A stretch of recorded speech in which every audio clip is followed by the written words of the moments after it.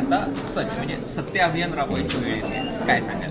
जहाँ जिस देश की डीएनए में सत्यमेव जयते है वहाँ पे सच भारत तो होना ही चाहिए।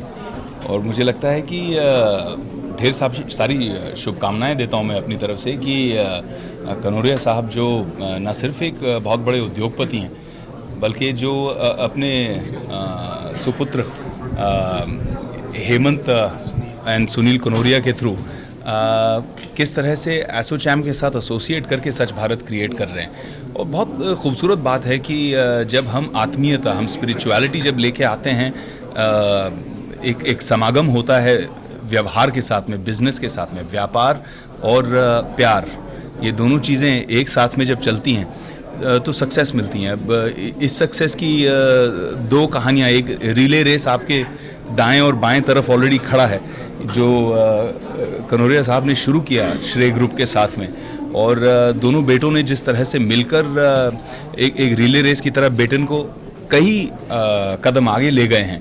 आई थिंक ये एक लिविंग एग्जाम्पल है, एक practical proof of the pudding जिसको कहते हैं। और मुझे लगता है कि इस तरह की बिजनेस माइंडसेट बहुत ज़रूरी है, क्योंकि हमारे देश में जो हमारी सभ्यता है, जो हमारा एक संस्कृति है, जो हमारी कल्चर है, ये हज़ारों साल पुरानी एक बहुत सुंदर संपत्ति है।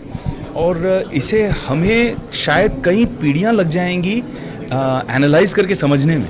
अब जाके वेस्टर्न दुनिया, पहले कहते थे भाई घी खाना नहीं, घी खाने से तबीयत खराब हो जाती है, आदमी मोटा हो जाता है, हार्ट अटैक हो जाता है, कोलेस्ट्रॉल हो जाता है, वगैरह वगैरह वगैरह। अब रिसर्च 25 साल 30 साल बाद कह रही है अरे नहीं, घी तो दुनिया की सबसे अच्छी चीज़ है, घी खाओगे तो गुड कोलेस्ट्रॉल हो जाएगा, बैड कोलेस्ट्रॉल खत्म हो जाएगा, ब्लड ब्रेन बैरियर को घी क्रॉस करता है। गाय का घी इतना इम्पोर्टेंट क्यों है?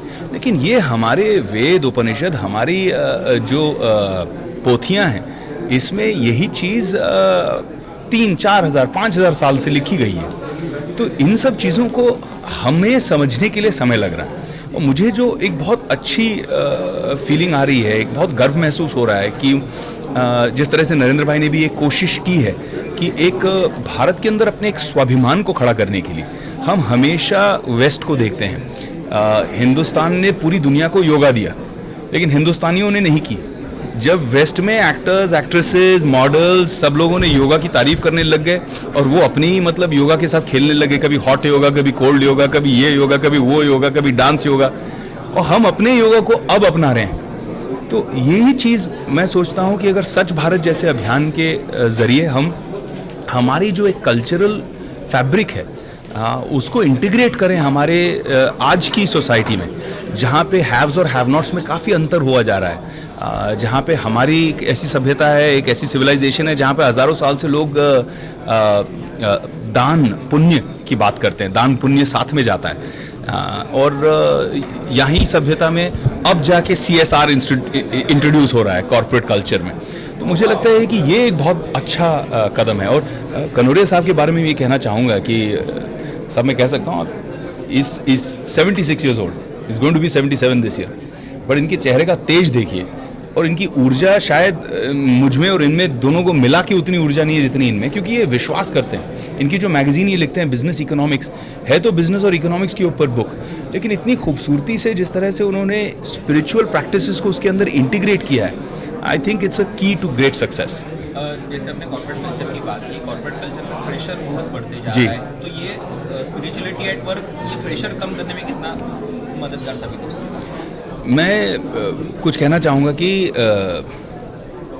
हमारे जो नॉर्मल भाषा में, चाहे संस्कृत हो, चाहे पाली भाषा हो, पुराने ज़माने की भाषाओं में, पुराने ज़माने की पोथियों में, किताबों में, नॉवेल्स में अगर आप पढ़ लो तो तनाव नाम की कोई चीज़ ही नहीं है, कहीं उसका मेंशन ही नहीं है, स्ट्रेस नाम का कॉन्सेप्ट ही नहीं है। जो तनाव हम आज इतने कॉमनली यूज़ करते हैं, स्ट्रेस स्ट्रेस स्ट्रेस बोलते हैं, ये हमारे पूरे कल्चर में कभी था ही नहीं, हमारे सिविलाइजेशन में कभी नहीं था।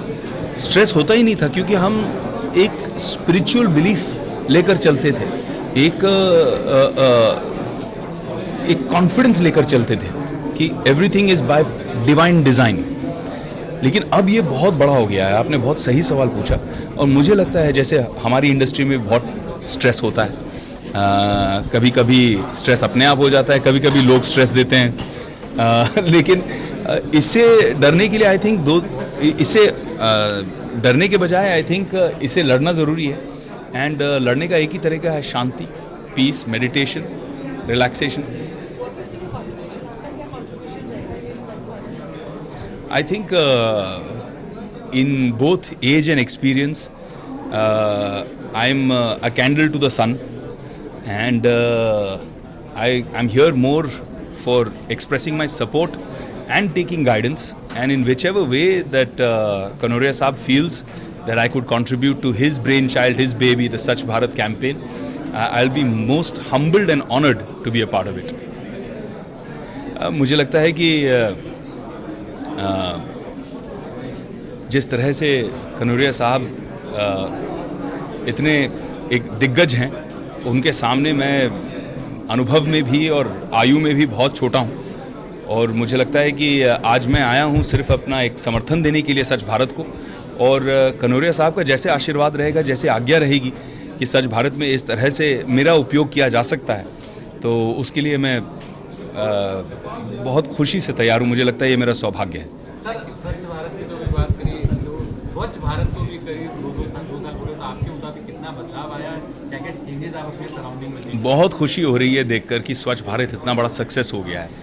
बहुत लोगों ने कहा कि अरे कैंपेन करने से क्या होता है, लोगों तक बात पहुंचाने तक क्या होता है, बट बहुत ज़रूरी थी एक बात, जागरूकता।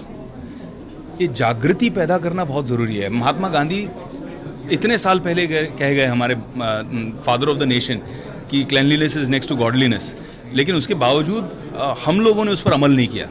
लेकिन आज जब एक media campaign, celebrities, corporates, media reporters, journalist, साधारण हिंदुस्तानी सब मिलकर जो आज काम कर रहे हैं, आई थिंक उससे बहुत फ़र्क पड़ रहा है, और उससे एडमिनिस्ट्रेशन पर भी एक थोड़ा सा प्रेशर आ रहा है कि भाई स्वच्छ भारत के तहत हमें काम करना है और इम्प्रूवमेंट लाना है।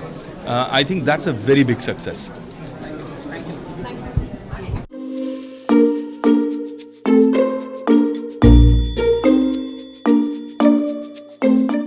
For more news and gossip, don't forget to subscribe to Bollywood Helpline.